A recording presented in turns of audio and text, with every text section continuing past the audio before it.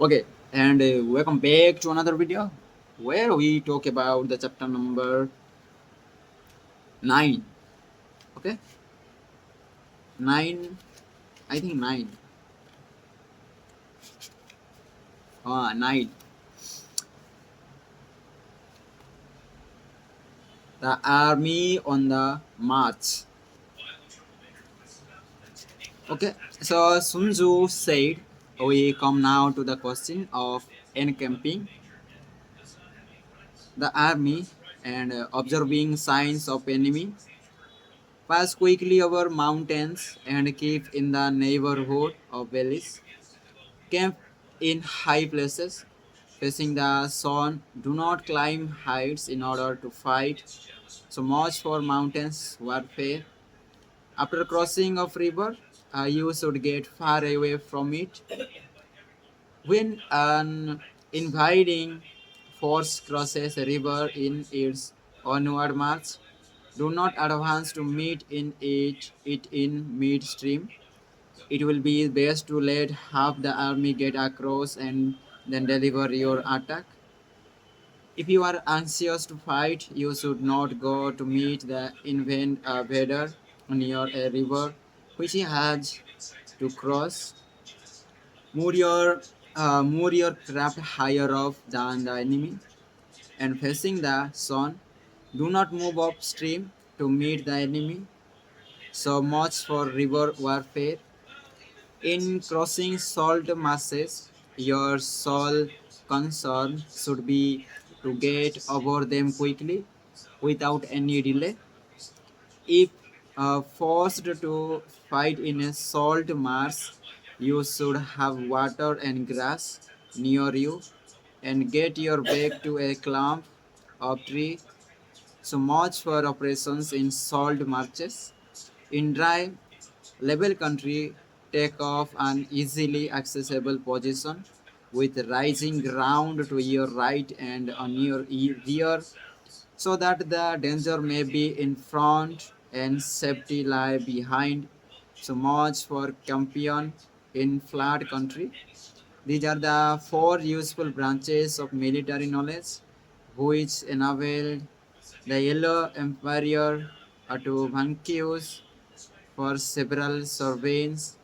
All armies prepare high ground to low and sunny places to dark. If you are careful of your men and camp on hard ground, the army will be free from disease of every kind, and this will spell victory. When you came to a hill or bank, occupy the sunny side with a slope on your right rear. Thus, you will at once for the benefit of your soldiers and utilize the natural advantage of the ground. When in consequence of heavy rains of country, a river which you wish to ford is swollen and flaked with foam, you must wait until it subsides. Country in which there are precipitous cliffs with torrents running between deep natural hollows, confined places, tangled thickets, aquagged mires, and crevices should be left with all possible speed and not approached. While we keep away from such places, we should get the enemy to approach them. While we face them, we should let the enemy have them on his rear. If in the neighborhood of your camp there should be any hilly country, ponds surrounded by aquatic grass, hollow basins filled with reeds or woods with thick undergrowth, they must be carefully rooted out and search for these are places where men in ambush or insidious spies are likely to be lurking. When the enemy is close at hand and remains quiet, he is relying on the natural strength of his position, which the keeps aloof and tries to provoke a battle. He is anxious for the cut other height to advance of his place of encampment is easy to access. He is tendering a wide movement amongst the trees of a forest, shows that the enemy is advancing. The appearance of a number of screens in the midst of thick grass means that the enemy wants to make us suspicious. The rising of birds in their flight is the sign of an ambuscade. Startled beasts indicate that a sudden attack is coming. When there is a dust rising in a high column, it is the sign of carriers advancing. When the dust is low but spread over a wide area, it betokens the approach of infantry. When it branches out in different directions, it shows that parties have been sent to collect firewood. A few clouds of dust moving to and fro signify that the army will encamping. Humble words and increased preparations are signs that the enemy is about to advance. Violent language and driving forward as if to the attack are signs that he will retreat. When the light carriers come out fast, take off a position on the wings, it is a sign that the enemy is forming for battle. Peace proposals unaccompanied by a sworn covenant indicate a plot. When there is a mass running about and the soldiers fail into rank, it means that the critical moment has come. When some are seen advancing and some retreating, it is a leer. When the soldiers stand leaning on their spears, they are faint from want of food.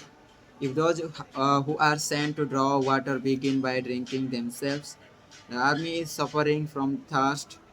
If the enemy sees an advantage to be gained and makes no effort to secure it, the soldiers are exhausted. If bats gather on any spot, it is unoccupied.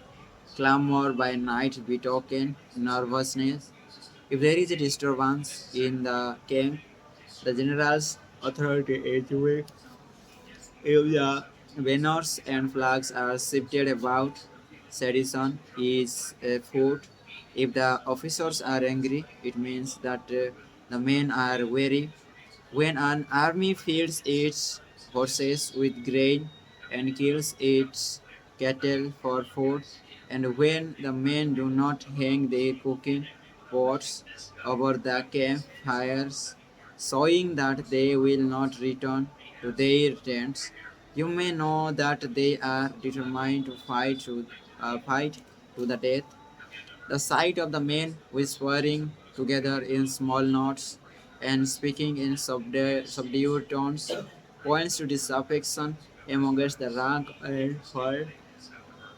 Frequent rewards signify that the enemy is at the end of its resources. Too many punishments betray a condition of dire distress. To begin while bolster, but afterwards to take fright at the enemy's numbers, shows a supreme lack of intelligence. When envoys are sent with compliments in their mouths, it is a sign that the enemy wishes for a truce.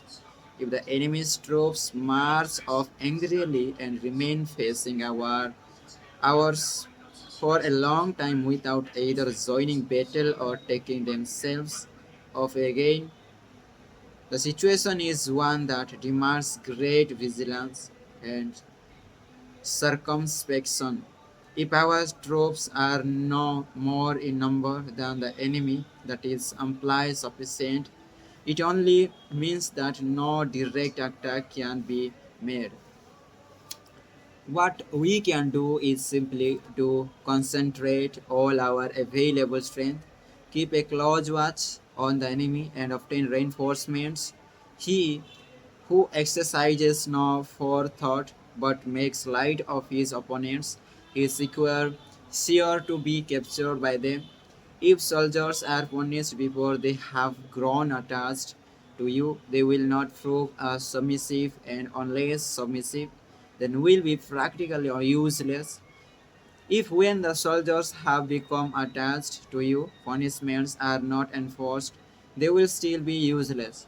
Therefore, soldiers must be treated in the first instance with humanity, but kept under control by means of iron discipline. This is a certain road to victory. If a training soldier's commands are habitually enforced, the army will be well disciplined. If not, its discipline will be bad. If general shows confidence in his men but always insists on his orders being obeyed, the gain will be mutual. Okay, this is all about the chapter number 9, that is the army on the march. In march time, there is a discipline. They are the must obey the commands of the general. Okay.